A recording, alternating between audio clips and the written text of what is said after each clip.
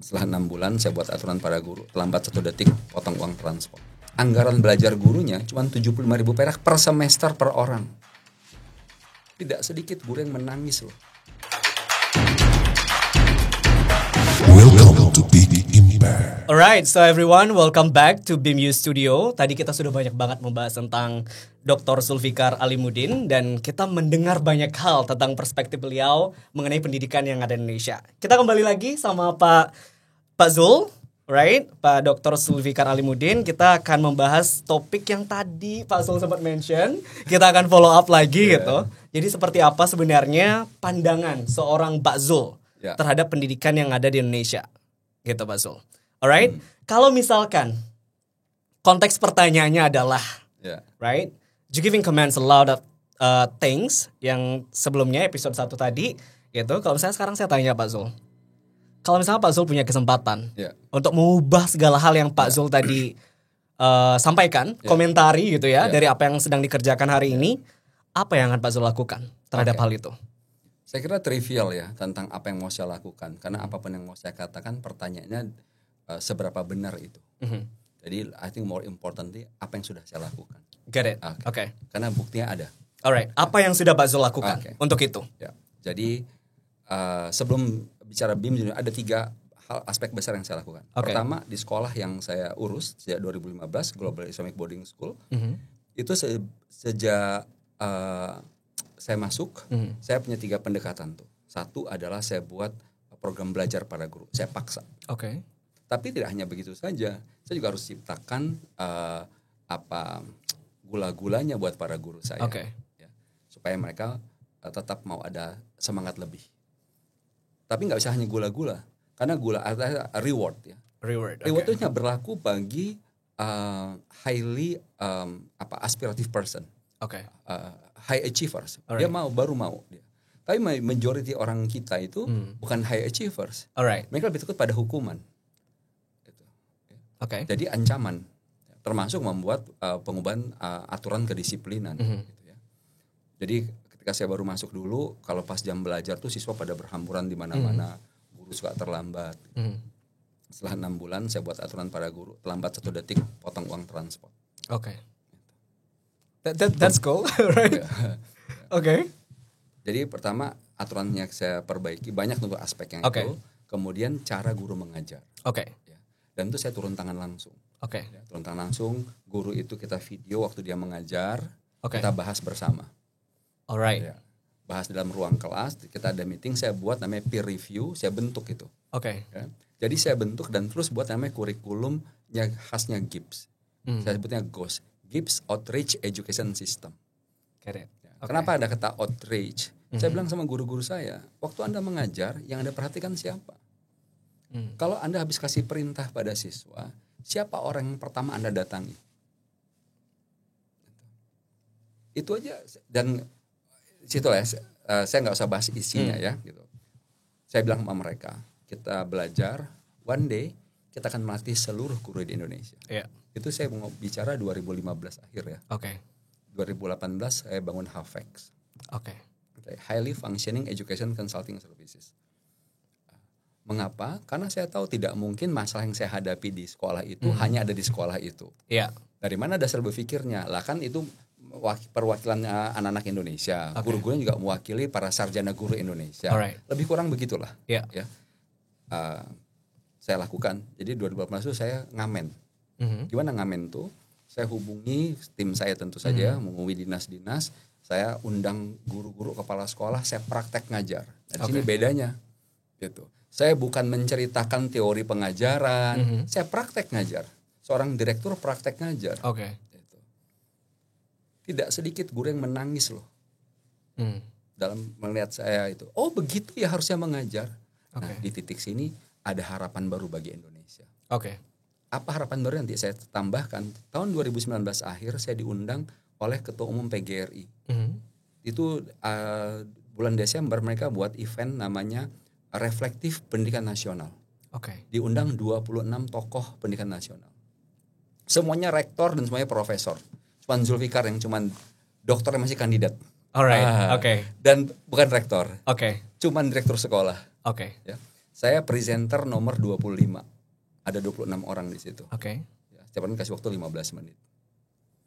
Sejak yang pertama sampai akhir tuh semua cerita. Oke. Pakai slides. Kira-kira waktu yang lagi dia presentasi yang lainnya ngapain? Menurut you? They listening sedikit, they do something randomly, phone and social media, I think. Betul. Ya. Right? Saya pas maju ke panggung, saya bilang, boleh nggak saya praktek ngajar? Alright, oke. Waktu saya praktek ngajar, semua terlibat nggak? Ya. Terlibat. Exclaim in excitation. Wah, harusnya begini nih. Alright, oke. Gitu. Oke. Ya. Nah, saya terus yakin ada harapan buat Indonesia. Oke. Berarti kan saya bilang guru-guru menangis. Menyesal. Oh, harusnya begini saya mengajar. Ya. Ini tokoh-tokoh ini. Wah, begini harusnya ngajar. Oke. Ada satu lagi. Saya 2018 akhir dibawa tuh. Maunya ketemu sama Dirjen GTK. Tapi karena beliau sibuk, terus yang bawa saya itu staf ahli menteri, bilang, Pak Zul, mau nggak kalau ketemu sama sekretarisnya aja? Oke. Sekretaris Dirjen. Oke deh, namanya Pak. Saya ketemu di ruangan beliau, terus si yang bawa saya staf ahli menteri itu menjelaskan lah saya ini siapa, bla bla bla, ya namanya pejabat dia sopan gitu. Tapi saya tahu dia sebenarnya nggak peduli banget. Ya wajar lah dia ketemu banyak orang. Siapa sih makhluk ini kan gitu kira-kira. Alright, oke. Terus saya bilang gini, Pak boleh nggak saya praktek ngajar? Saya praktek ngajar lu depan pejabat itu. Oke. Saya ngajarin bagaimana cara ngajar Pitagoras. Gitu. Saya praktek di dinding itu udah kayak Spiderman saya. Oke. Dia memperhatikan, tapi saya tahu from the face saya belum bisa berhasil menjual. Oke. Duduk ke meja dia, saya bilang gini lagi. Saya bilang, Pak praktek satu lagi. Boleh, dia bilang. Saya ambil tisu, saya kasih dia tisu selembar, saya pegang selembar. Saya praktek. Dan dia ikutin. Oke. Itulah saya bilang, namanya diferensial. Wah dia kaget. Kalau guru saya kayak Pak Zul, saya jadi orang pintar hari ini. Dia bilang. Beda ya, waktu saya praktek yang pertama, dia nggak beli banget. Karena kan dia nonton, I demonstrate. Iya. Yang kedua, dia terlibat. Engage. Right. Kinestetik. Yeah. Beda kan? Kemampuan dia mencerna apa yang saya sampaikan. Dan you involving the hands-on materials ya. Alright. Ya sama buat siswa juga begitu. Yeah. Nah tapi tadi apa yang saya bilang, Pak oh iya saya bisa jadi orang pintar kalau Pak Zul gurunya. Yang si kelompok profesor, para guru. Apa artinya? Bangsa Indonesia itu mayoritas hatinya masih bersih. Alright. Karena kalau orang hatinya kotor, nggak mau mengakui kelebihan orang lain. Yeah. Si para profesor dengan gampang bilang, apa ini metode begini, betul ya? Right. Ya. Yang tadi nggak ada yang peduli sama saya, itu sebelah saya itu Prof Tian, rektor Universitas 2 kali 2 periode. Oke. Waktu saya datang pertama, pas masuk saya kasih kartu nama, dilihat aja nggak kartu nama saya, ditaruh disimpan. Saya nggak tersinggung, karena kan saya tahu dong, saya I'm nobody compared to her gitu. Wajar-wajar aja. Pas saya habis praktek balik, dia ngomong dong ke saya, Pak Zul nanti ini ya, gitu. Yang sebelah saya tuh Profesor Azwar, lupa, rektornya Azhar. Pas karena itu, dia videoin saya itu. Alright. Saya bukan bangga untuk sayanya, bukan itu ya. Tapi kan saya bilang bahwa hati bangsa kita ini masih banyak yang bersih. Faktanya apa? Mereka mau mengakui ada sesuatu yang benar loh di situ. Gitu. But the question, satu lagi dong, pergantian Prof. Waktu itu jadi Dirjen GTK, Sekretaris Dirjen, PLT atau apa. Sekarang kan beliau jadi Dirjen tuh. Itu setelah ada kurmer. Jadi kan kita berjalan nih berproses, ya. Muncullah kurmer setelah si Nadiem jadi menteri. Okay.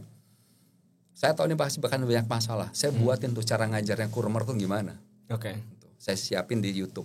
Jadi saya ketemu karena kita udah kerja sama Hafex sama kementerian, nggak dibayar ya supaya clear ya, gitu. Ya kita bantu kementerian, Hafex ngasih contoh materi, ketemu ya Prof mau bertemu saya karena kita punya kerjasama. Gitu. Terus saya bilang sama Prof Nunu, Bu, boleh nggak saya hidupkan video saya udah rekam nih cara ngajar kurmer. On YouTube ya? Ya on YouTube. Alright. Dia masih bisa lihat. Dia nonton tuh. Nonton gitu. Apa yang beliau bilang pertama kali? Ini nih harus yang begini nih. Alright. Dan kita Pak Zul nggak punya orang yang bisa buat ini. Oke. Beliau kan dari UNS itu. Pertanyaannya, dari pengakuan bahwa ini adalah benar, prakteknya di lapangan berubah nggak? Ada nggak kebijakan yang membuat guru untuk belajar? Salah satu kabupaten di Indonesia ini, anggaran belajar gurunya cuma 75.000 perak per semester per orang. Oke. Jadi maksud saya kalau dia tanya, tadi apa yang mau saya ubah, mau yang saya lakukan, ya lihat aja apa yang sudah saya lakukan itu terapkan aja gitu. Alright. Nah itu kalau kita baru satu ya, itu baru bicara tentang pola pengajaran dan bagaimana membantu para guru kita belajar. Oke. Membantu itu dalam aspek yang sangat luas, terlalu panjang kalau saya bahas di sini. Alright. Kan ke perguruan tinggi. Gitu. Kan saya bilang tadi kita udah punya masalah di bahan baku nih. Oke. Ya bahan baku. Inputnya ya. Inputnya ada masalah. Yang ngajarnya juga bermasalah. Sistemnya bermasalah. Hampir semua part bermasalah gitu, right? Kalau kita ngomongin produksi. So where gitu do kan? you start, right? Right. Where do you start? Jadi ketika saya ada peluang untuk membangun punya kampus, punya kampus. Saya udah punya kampus sebetulnya, Politeknik di Kalimantan Selatan. Kita ceritakan juga itu. Alright. Nah sekarang ketika ada peluang untuk bangun di tempat baru, gitu. Akhirnya kita pilih Bali. Saya mulai berpikir apa yang harus saya lakukan. Kan tadi 3 aspek ya. Bahan baku, kemudian mahasiswa, para dosennya, terus sistem pendukung. Kalau kita bicara sistem, berarti saya harus buat ekosistem untuk pengganti sistem. Exactly ya. Saya harus create sesuatu. Saya harus buat ekosistem sehingga BIMS University duduk dalam sebuah ekosistem. Alright. Dia harus shielded, nggak bisa juga nggak mungkin kalau di shield banget ya, di isolate dari sistem besar Indonesia nggak mungkin. Tapi kita harus buat sebuah ekosistem kecil. Gini gampangnya, you mau perbaiki laut, you nggak bisa, you buatnya kolam, gitu. Sehingga you punya kontrol atas kolam ini, sehingga dengan kolam ini you bisa coba dorong tadi supaya tridharma perguruan tinggi itu betul jadi. Karena purpose utamanya perguruan tinggi itulah tridharma itu. Ya, maksudnya pilarnya, purpose-nya apa? Memajukan kehidupan alam semesta. That's why we call it university, right? Itu universe, alam semesta. Got it. Yang paling at the forefront untuk memajukan alam semesta adalah universitas. Itu satu. Lantas untuk para dosennya tentu selain proses rekrutmen, tapi kita juga tahu tidak gampang. Makanya ada proses yang saya bilang tadi unlearn, learn gitu. Para dosennya harus saya libatkan, baik mereka untuk harus belajar plus masuk dalam ekosistem ini. Apa maksudnya? Mereka harus berinteraksi dengan para praktisi. Gitu. Karena kalau tidak, mereka terkungkung dengan pengetahuan yang saya bilang itu aja, textbook knowledge. Nggak tahu korelasinya sama kehidupan tuh apa, gitu. Nah mahasiswanya bagaimana? Gitu. Sekarang saya bilang nggak usah mahasiswa tier 3. Ya, tier 3 itu berarti IQ-nya mungkin rata-rata 90 ke 100, demografi sosialnya kelompok menengah ke bawah, gitu ya. Apa artinya? Ini bukan yang mencela, tapi kita harus mengerti siapa yang kita urus. Jadi kembali waktu saya sekarang masih ngurus di sekolah itu, saya bilang sama seluruh guru-guru saya. Gitu.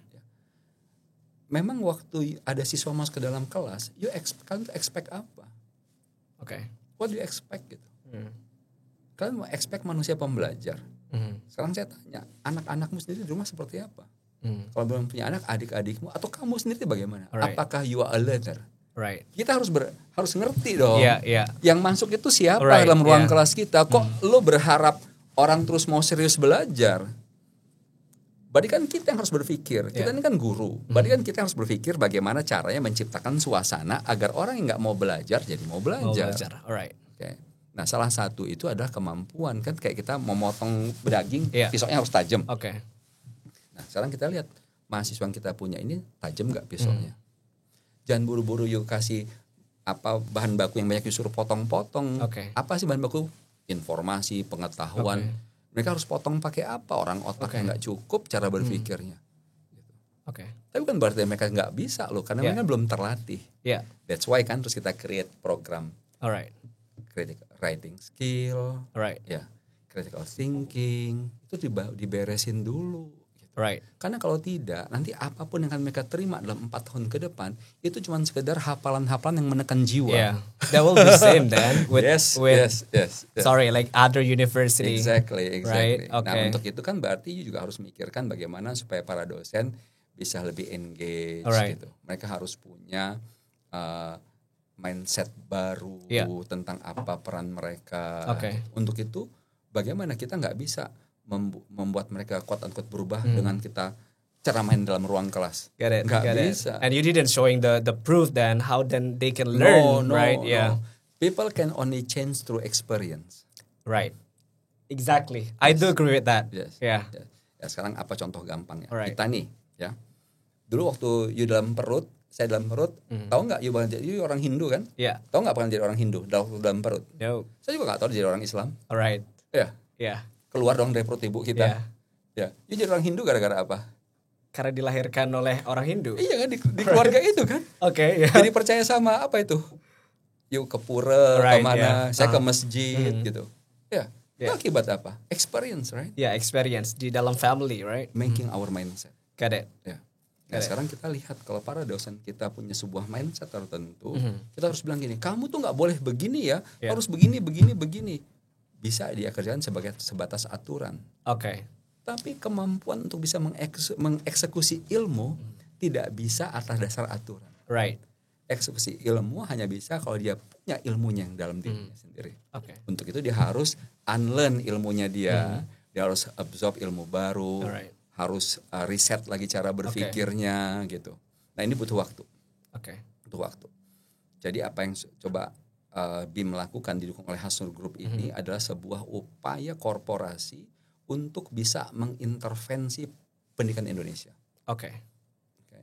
Melalui tadi perubahan dari segala input yang ada gitu ya. Raw material, system, lectures, student gitu. Semua gitu. Semua. Right. Dan kita punya 1 year, 3 year, and 5 year map. Alright. Gitu ya. Bahwa 5 tahun saya bilang gitu. Saya bilang gini untuk menekan diri saya sendiri sebetulnya. Kita harus jadi benchmark sebuah perguruan tinggi yang betul-betul menunjukkan keunggulan tridharmanya. Alright.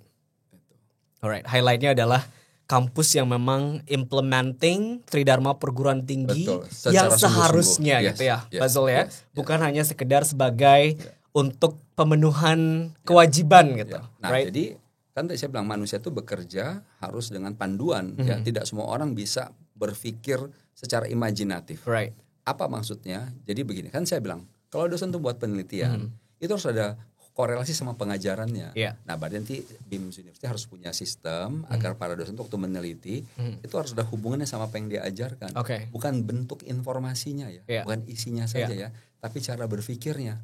Ya, misalkan dari mana cara dia menentukan hipotesa gitu. Ya, kan kalau buat paper ada hipotesa. Bagaimana melakukan proses deduktif analisisnya gitu. Sehingga siswa itu bukan belajar dari apa yang disampaikan dosen, tapi belajar dari sharing dosen atas experience yang membuat penelitian. Dan itu lebih powerful. Right. Gitu. Kenapa? Karena kalau kita sharing pengetahuan, orang itu jadi tertekan secara psikologis emosional harus dengerin pengetahuan itu. Ya. Itu secara mentalitas tidak mudah buat orang. Ya. Tapi kalau orang yang sedang bercerita tentang dirinya dengan pengalamannya, orang itu tidak merasa sedang mendapatkan informasi itu.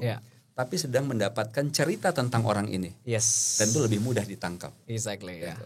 Alright. Nah, berarti kan si para dosen perlu dibekali juga kemampuan storytelling yang bagus. Ya. Okay. You know right? Storytelling itu the most powerful way.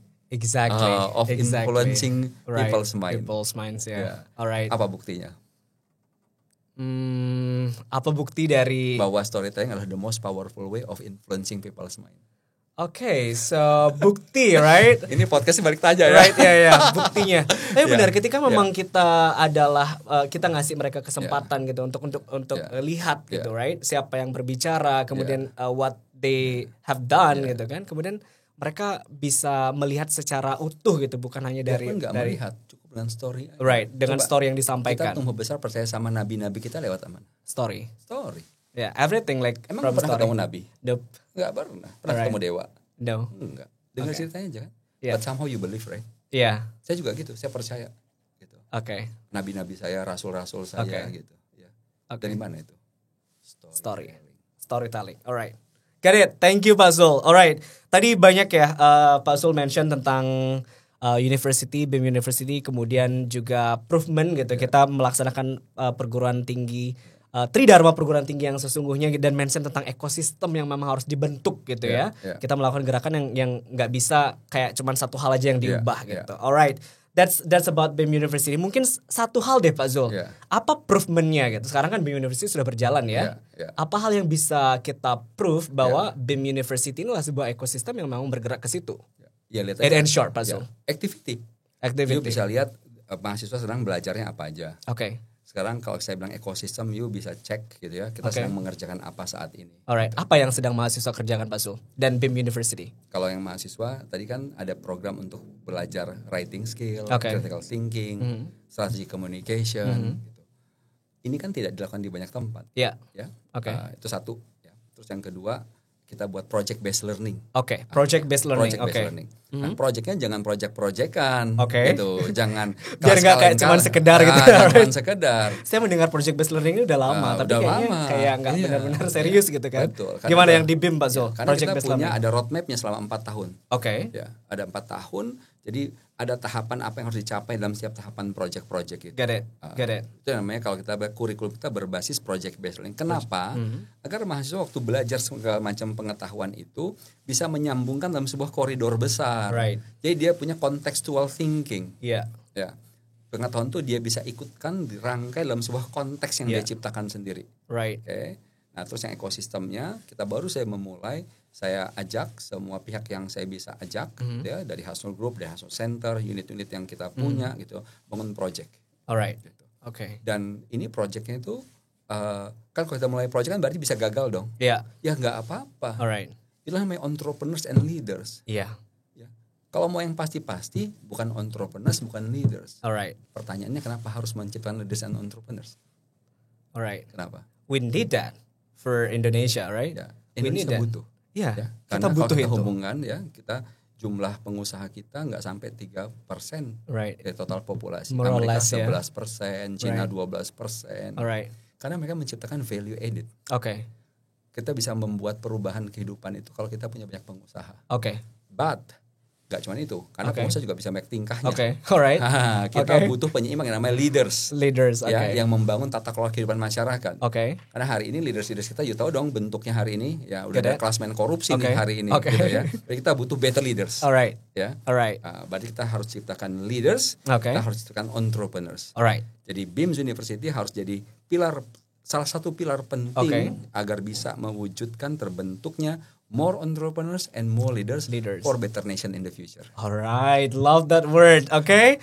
Alright, tapi saya masih ada satu nih yang mengganjal Pak Zul dari saya gitu kan. Tadi udah diklaim gitu kan, udah disampaikan bahwa BIM University adalah kampusnya untuk membentuk entrepreneurs dan juga leaders. Gitu. Tadi Pak Zul mention di awal sebenarnya, teman-teman.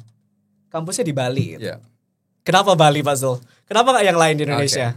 Ya, pertama karena tadi kan ini sebuah kita mau coba jadi sebuah tonggak perubahan. Alright. Ya, kita harus cari tempat yang populer dong. Oke. Sekarang seluruh Indonesia yang paling populer mana? I would say Bali. Indonesia di dunia Bali. Iya. Ya, gitu. Berarti nanti Bali bisa di showcase kita. Alright. Ya, mudah juga mendapatkan kerjasama ya dari pihak-pihak luar negeri gitu. Orang datang kemari sambil liburan gitu. Buat orang Indonesia juga termasuk buat tim kerja saya, kalau kita bilang gini, kita kampusnya di Bekasi misalkan. Terus mereka dari Banjarmasin mau kerja kerja kelompok di Bekasi. Kan nggak menarik. Yes. Tapi ke Bali. Right. Jadi saya juga harus mikirin sebuah tempat yang menarik bagi banyak pihak lah. Termasuk buat tim kerja saya sendiri supaya mereka bekerja juga dengan fun ya. Saya juga suka ke Bali. Siapa sih gak suka ke Bali? Right. Siapa sih gak suka ke Bali, right, Pak Zul? Jadi salah satu alasan ya kenapa BIM University Bali dan mungkin tidak menutup kemungkinan gitu. Ini menjadi project awal dari BIM University and could be moved to another provinces then, right? Yes. Tapi kita harus pastikan dulu yang Bali betul solid ya. Terlihat sebagai sebuah benchmark. Alright. Ya. Alright. Oke, Pak Zul. Kita di penghujung diskusi, tapi saya mau ada satu kata atau hal yang Pak Zul sampaikan ke kita. Mostly di BIMU podcast ini, kita di Spotify, biasanya dengarkan sama anak-anak muda dan juga kita on YouTube. So anything that you want to share with us in short? Banyak di antara kita hidup itu tentang mencari apa. Mencari apa, memiliki apa. Yang kita sering lupa, hidup itulah menjadi apa. Banyak di antara kita hidup mencari apa, tapi merusak apa yang mau kita jadikan pada diri kita. Yang kita peroleh itu bertentangan dengan apa yang kita inginkan pada diri kita. Alright. Oke. Bukan hanya fokus mencari apa gitu ya, tapi menjadi apa. Alright. Terima kasih Pak Zul. Alright, thank you so much teman-teman. Jadi buat kalian ikutin terus podcast dari BIM University, dari BIM U Studio untuk episode-episode berikutnya. Karena kita akan menghadirkan banyak sekali narasumber yang sangat luar biasa dan sharing hal-hal yang masih belum banyak dibahas. Alright, saya Andika Wirateja. Terima kasih Pak Zul sudah berkenan. Terima kasih semuanya. Sampai jumpa di episode berikutnya. Welcome to Big Impact.